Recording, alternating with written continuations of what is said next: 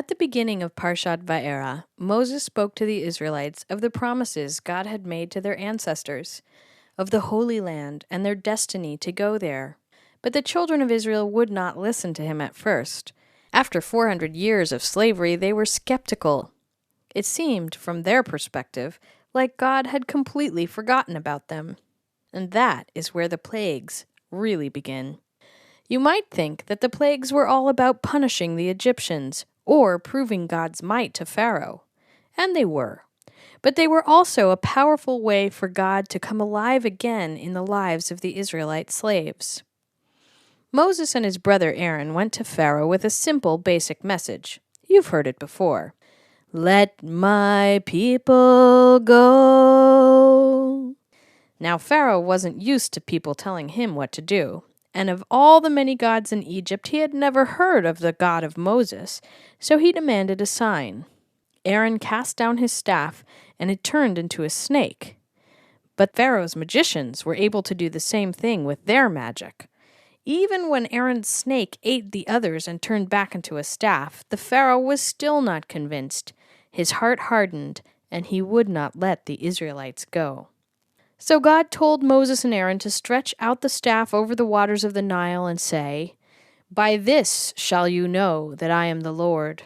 See, I strike the waters in the Nile, and they will be turned to blood. The fish will die, and the water will stink, so that none may drink for 7 days.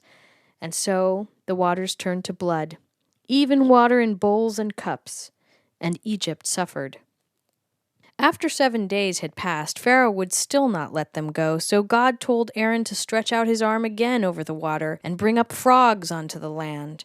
And they came up onto the land so that every surface swarmed with their squishy, warty bodies. Pharaoh couldn't take it, and he promised to let the people go. So God caused the frogs to die. The Egyptians swept them up into enormous piles till the land stank, but there was relief. And with the relief, Pharaoh's heart hardened again, and he took back his promise. And so God sent more plagues, one after another, and each time when it got really bad, Pharaoh would promise again to let the people go. And each time the plague ended, his heart would harden, and the promise would evaporate.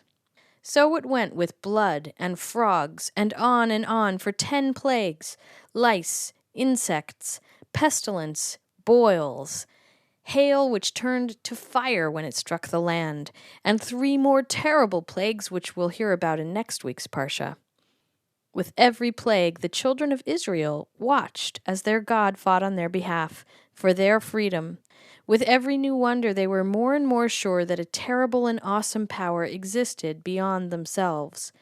They began to remember who they were, to have hope that Pharaoh could be defeated, and to imagine that their lives might serve some purpose beyond slavery.